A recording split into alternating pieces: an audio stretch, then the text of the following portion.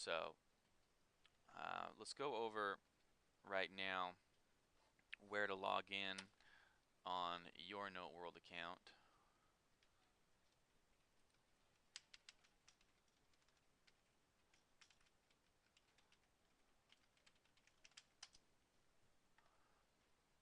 This is the Note World report account. This is where you can log in, and your consumer can log in also to track their savings. So for some of you affiliates that already have your login and PIN number, you already know what this is about. From here, you can run your your payment tracking forms, and it exports into Excel, so you can keep track of all that. You can keep track of which consumers are paying and which consumers are not. The ones that are not, we also get these forms. We will be making 3 attempts to contact your client to see what's happened to their budget and why they're not paying on the program. If we are unsuccessful, we might give you a call and just to see, if a familiar voice might help them out and get them back on the program. A lot of dropouts on the program, they're actually an additional hardship happens, and then they qualify for bankruptcy. So we also have that bankruptcy program that you might want to talk to your clients about as well. Um, a typical a typical piece that Note World does send to the clients within 5 to 10 business days. They send it out the following Monday.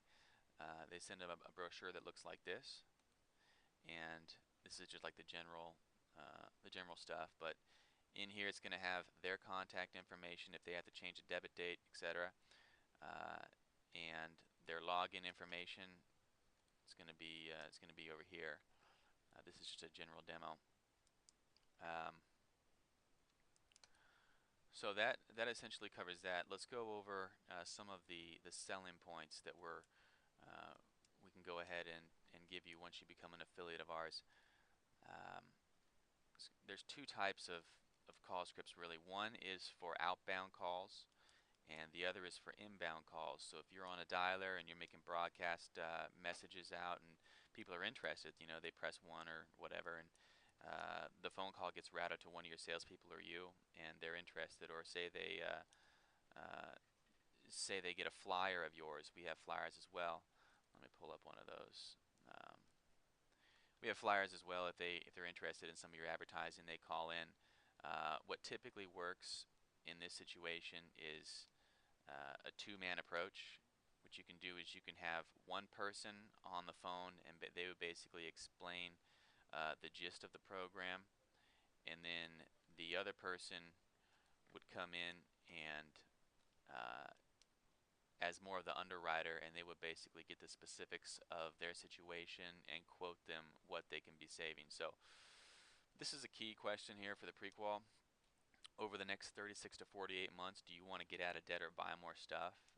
So this basically just you ask your client, hey, what's your financial plan over the next 4 years? Do you have one? Is it to buy more stuff or to get out of debt and really get control of your savings? If if they have their heart set on a nice car or a lease or uh, a new house or a new condo, then let them go by all means. You can follow up and try and get them a loan later on, but this probably would not be the program. If they're already in a loan modification program and they're having difficulty because they're paying their credit cards on time, debt settlement can possibly help them out, because when the lender sees that the credit cards are also taking a hit, and they're in a debt management program such as debt settlement or consumer credit counseling, usually lenders are more likely to extend a new loan modification. But if they answer yes on this, go ahead and proceed. And we need the financial hardship information. Most people, when you ask if are you having a financial hardship, they're like a bleeding sieve. I mean, they want to talk about what's going on with their life, and they want to tell you why the their financial situation is so difficult. Whether it be a divorce, go ahead and circle one of these: layoff, medical reasons, disability, personal injury, pay cut, loss of employment, company slowdown, etc. This is the key phrase too. Creditors, they usually don't like to go into such detail, so just if you can condense it down to one topic sentence for the beginning, that would be great. Um, you might know all this information if you've already worked with them before, but if they're fresh inbound calls, do you own your own home, rent? You need to get an idea of what their assets are, if they're renters or owners. Taxes and insurance, what's your gross income, and length of employment, where you're working at, um, and what are your assets worth? It's important. Your home, your cars. Are you underwater on your home? Are you underwater on your cars?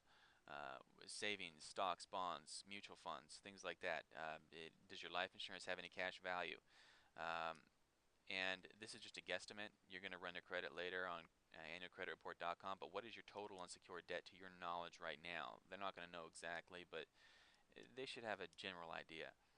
How much do you pay per month on this debt load? A real easy way. If they say they have $20,000 worth of unsecured debt, typical minimum payments on that for credit cards is anywhere between 3% to 4%. So $20,000 at 3%, that's about $600 per month. Um, you can just multiply $20,000 times 0.03 to get a conservative guess for what their monthly payment is on that debt load. What is your total available credit? This could also be key in case they have available credit to go ahead and get on the program with the enrollment fee. Are there any garnishments, liens, judgments pending against you? And we also want to know if you've been harassed by any creditor. How much net money do you have left over at the end of the month? Again, most people are going to be in this category right here, $0 to $500, living paycheck to paycheck, and that's a prime candidate. Do you have an emergency fund set up with at least $15,000 in it? If yes, that's fantastic. Most financial advisors will tell you not to use that emergency fund to settle with creditors. We are of the same philosophy. Simply put, money saved right now is worth a whole lot more than debt later. And just look at the federal budget.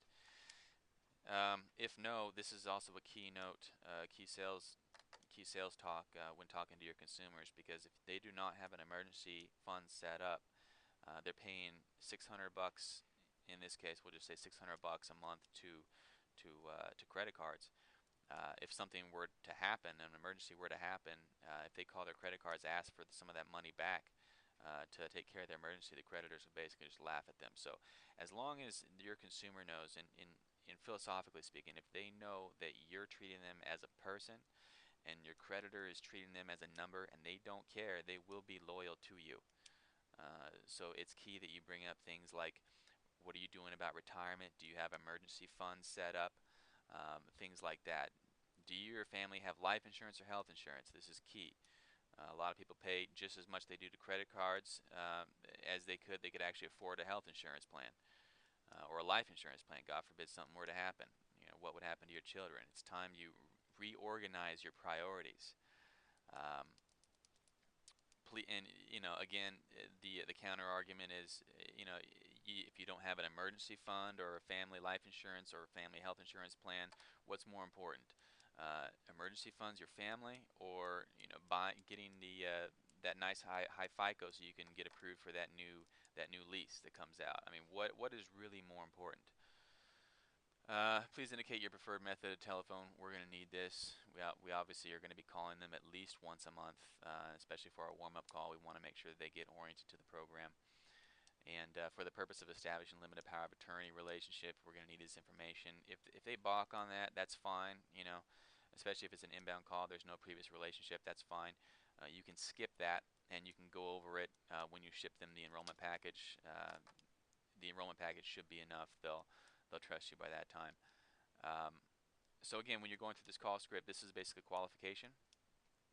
From here, the client should be placed on hold and go to your Excel spreadsheet, and if you want to switch voices on this,